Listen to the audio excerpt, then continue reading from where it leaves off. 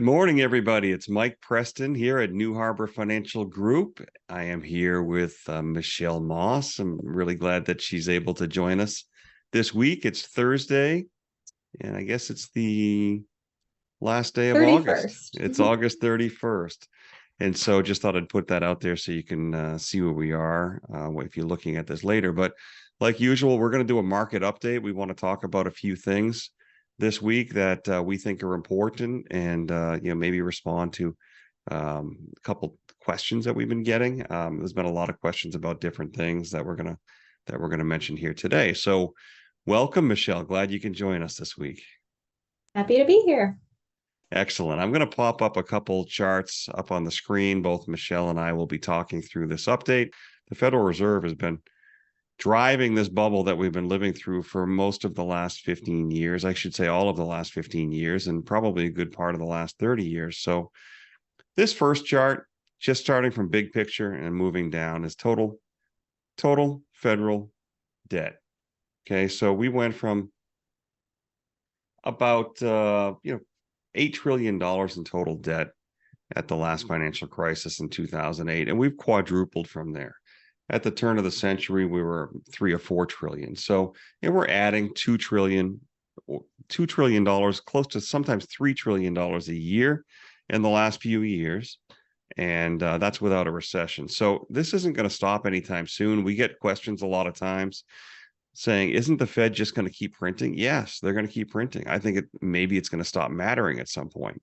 The public knows about inflation now. I don't think it's going to be as receptive to bailouts and more money printing, and wealth inequality is getting worse and worse. We've got a chart for that in just a minute. And I think that politically it's going to be less feasible to just do more money printing at every single turn, every single problem.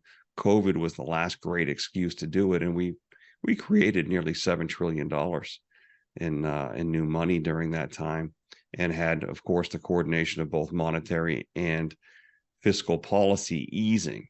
And so that created the largest blow off top I think we'll ever see, on top of the largest bubble we've seen in our entire lives. So total public debt's around 32 trillion, increasing at a couple trillion a year. And that's before a recession. And that's before a downturn in stock markets, which will reduce tax receipts dramatically and increase the trajectory of this debt curve even faster. Total assets of the Federal Reserve is really the mechanism in which we have increased the total debt and increased, money supply through money printing. The Fed has between $8 and $9 trillion on their balance sheet. They topped out at about $9 trillion. And that little tail off you see on the right is essentially just maturities that they're allowing to roll off the balance sheet without reinvesting. I've got no doubt that it's only the matter of a significant market pullback that's going to cause this chart to go vertical again. So why are we bothering to say this, which a lot of you probably already know, that this has been going on for a long time? And maybe it's a little bit of a political statement, but I think it's important. This has created more and more and more wealth disparity. This chart I like. It was put out the other day by Bridgewater. And I like it because it goes back over 100 years. I like charts that show a long swath of time versus just 5 or 10 years. But if you take a look at the yellow line, this is the net wealth that the bottom 90% of the United States has, the net wealth. So you can see that if you went back to 1930 or so, that the net wealth went from 25% in that bottom 90%, and it peaked right around 87, 88. Where the bottom 90% owned 36% or so of the total wealth of this country. Maybe it's no surprise that it peaked in 1987, 1988. That was the beginning of Alan Greenspan. He was 1 month on the job when we had the stock market crash on October 19th, 1987, Black Monday. And from there, it's really been interventionist monetary policy ever since. And I personally believe that's the biggest reason. The focus on the wealth effect, the deviation from a sound money system, which really happened since about 1970 when we came off the gold standard. It kind of set the stage for interventionist monetary policy, which focused on driving prices of assets up. So the bottom 90% of this country went from about 36% of net wealth down to where it is today, just under 25%. And you see the biggest drop, right here in terms of the slope of that line post 2008, 2009. When all of these markets went vertical on money printing, the bottom 90% got hurt more. So take a look at the top 1/10 of 1%. So that's the tiny little slice of this country actually had a declining portion of the wealth between 1930 and 1987 or so.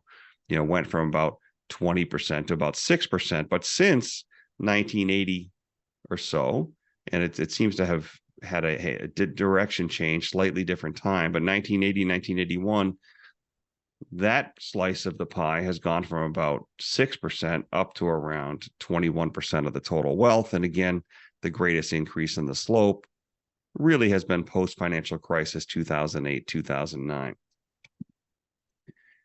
So we want to talk a little bit about what this means. In my mind, what this means is that a lot of what you see in the markets isn't real. We're living through a bubble. It's an illusion. A big part of it's an illusion. Yes, I know it's reality today, and money is still a tool that's necessary, but a lot of today's prices are somewhat of an illusion because the Fed has pumped up all assets to really pretty insane levels, and it has to be that way to service the debt. Now, will we ever see a reversion? I think we will see a reversion. And what's going to cause that reversion? Well, nobody knows, but one thing we want to talk about here are real assets. And why? Well, it's because they're real, and it gives us something it gives us something to talk about that's tied to some type of reality where you can say, well, at least we can calculate the return on real estate, or gold and silver has always been real money, that type of thing.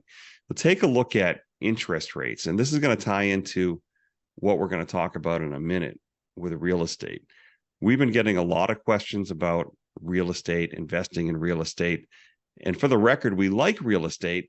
The problem is the prices of real estate today doesn't really support speculative investment. It makes sense to have your own house, but to go out and buy more rental property doesn't really make any sense for most people, in our opinion.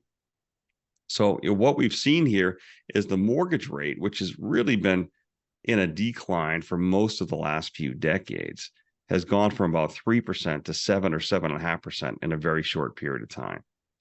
And so that's significant because it really affects your ability to buy property.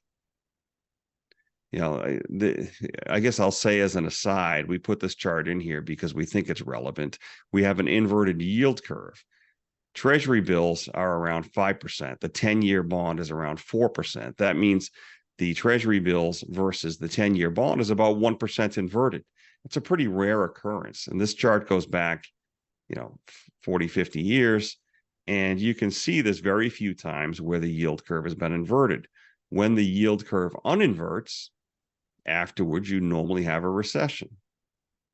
This particular yield curve has not uninverted yet, but you can see here that it's starting to hook up. Starts to hook up. And when it starts to hook up, and if it stays that way and uninverts, invariably later, we have had a recession. Now, of course, we had the shortest recession ever back in 2020 due to COVID, but that's because $7 trillion of money was printed and thrown into the system. So, Michelle, maybe I'll take a breath and ask you a question. So take a look at this chart here. This is a 30-year mortgage loan that's affordable with a $1,000 monthly payment. Just a year or two ago, you could afford a $250,000 house, just about $250,000. Now it's much less. It's around $140,000, so almost dropped in half. This is pretty relevant. And you and I talk a lot, and I know you've been having a lot of conversations with people about housing. Maybe you can share with us a story or tell us what a typical conversation has been like for you when you talk about when you talk about real estate? Has it been more of the talk about moving and upsizing or downsizing, or have your conversations been more about investment property? Well, we cover a lot of both. Normally, houses are some of the largest assets on people's balance sheets, so it's definitely a topic that we cover pretty regularly. And sometimes it's about where do I get the money for a down payment, which assets from my portfolio might I use, and which ones, or is real estate a good investment right now? So a lot of times for when it comes to personal real estate that you're using as your primary residence, there's quality of life decisions in there too. So it's not always purely a financial decision, and we understand that. But a lot of times with personal properties, we're talking to people about paying down debt, trying to minimize the mortgage just because it's becoming a bigger monthly payment for most people. And when it comes to investment properties, sometimes that's a little bit of a different conversation because sometimes people are rolling over existing proceeds from an investment property that they are selling and doing a 1031 exchange. So sometimes the price and the monthly payment is not as big of a factor as deferring capital gains.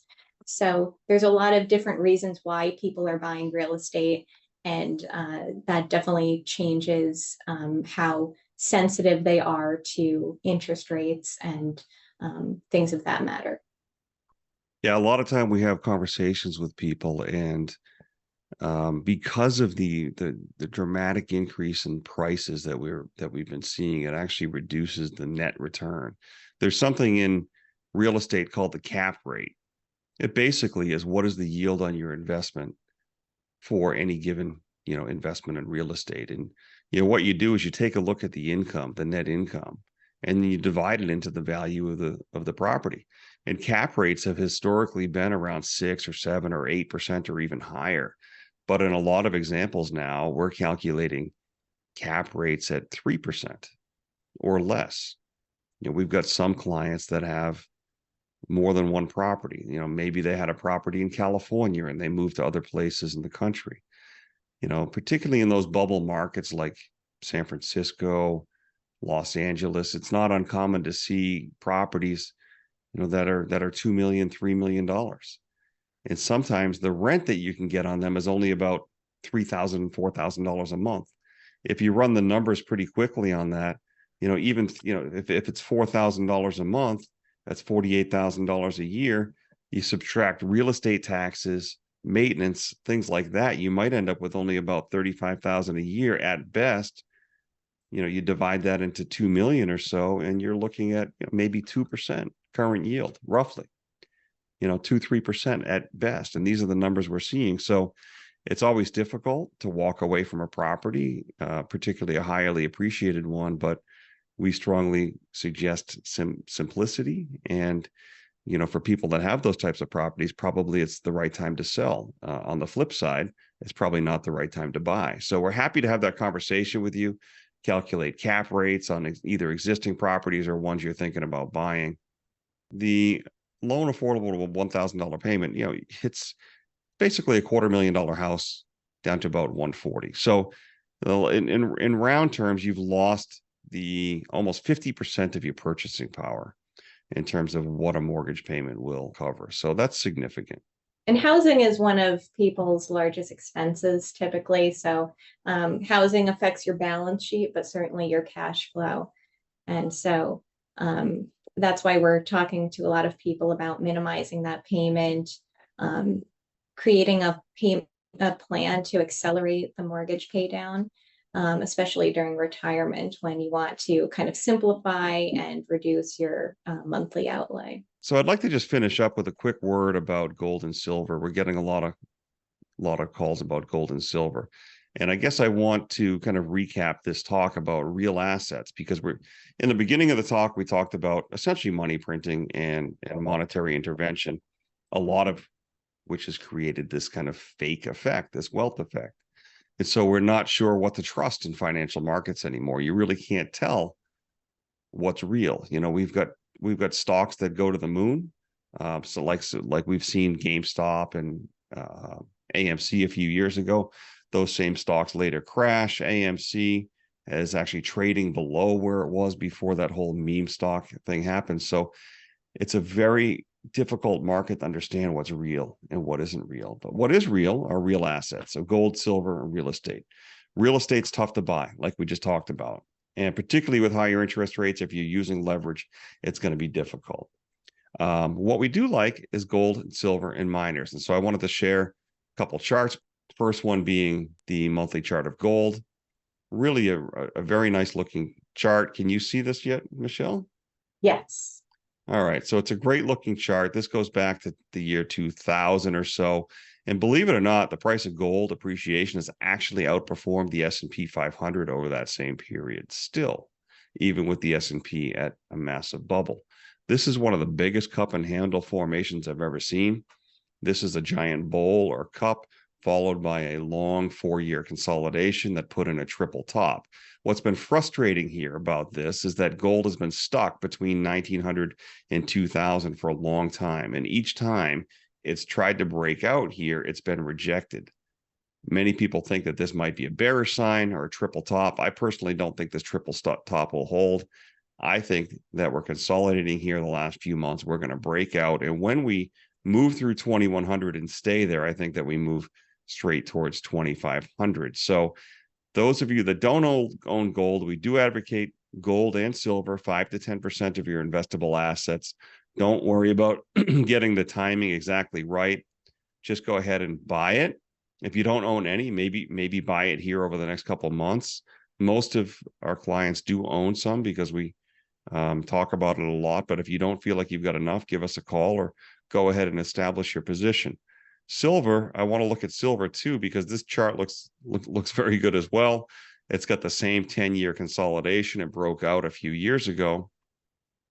And it's created this kind of down sloping chart on the monthly chart. Let me zoom in a little bit here. So we've got 1, 2, 3, 4, 5 months that silver, in my mind, has been coiling here at the down sloping trend line. And here's the last day of the month today. We're closing near the top end of the range. If this breaks out next month and starts to move higher, it'll be a pretty clear breakout. And, you know, we would then head towards the 30 and even 30 to 35 range. But it's been really frustrating. It's been frustrating to wait and watch. And all of this has been happening while the dollar itself has been getting a little bit stronger. Just showing you some of the charts here on the dollar. This is the daily chart. The last few weeks, dollar has been strengthening. The dollar will probably actually pop above these resistance levels. And in the early innings of a financial crisis, the dollar probably gets stronger. But it doesn't mean that gold and silver can't go up as well. Those are definitely headwinds to gold and silver. But depending upon what's happening in the rest of the world, whether there's turmoil or increasing distrust of central bankers, I don't know. A lot of different things that could happen that could have gold and silver moving higher, even with the dollar going a little higher. So yes, we are noticing that potential for the dollar. And, you know, it is one concern, but there's bigger picture reasons we think to own gold and silver here. The miners, we still like. They're underperforming gold and silver quite a bit. We think that they probably catch up if gold breaks out above that 2100 level. So for now, it's more wait and see. It takes a lot of patience.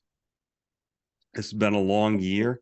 The market hasn't really cared about a thing. The stock market doesn't care about 5.5% interest rates or 7.5% mortgages, but we think it will. We think it will care soon. So I will leave any closing comments to you, Michelle, if you have anything else to add. If so, go ahead. Well, we're just on the heels of Labor Day. We're heading to Labor Day, and then we'll have the Schwab transition the day after Labor Day. So we've had a couple of communications and a couple of videos on that. So if you have any questions, just let us know. All right. Well, very good. And then, and I guess for now, that's it. And until next week, thank you for watching. We try to keep these relatively short. We're always here for you. If you want to talk, give us a call, send us an email, and happy Labor Day. Thank you.